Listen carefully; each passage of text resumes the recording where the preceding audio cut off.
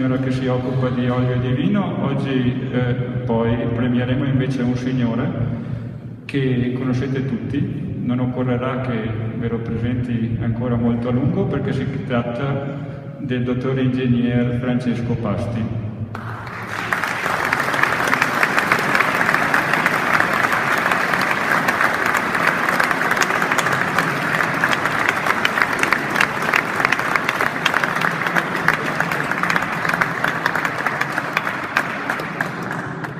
Chiedo al Presidente regionale Lorenzo Nicoli.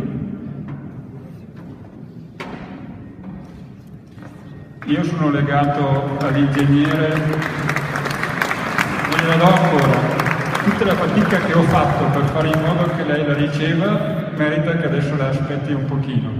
perché sapete, l'ingegnere ha una particolarità,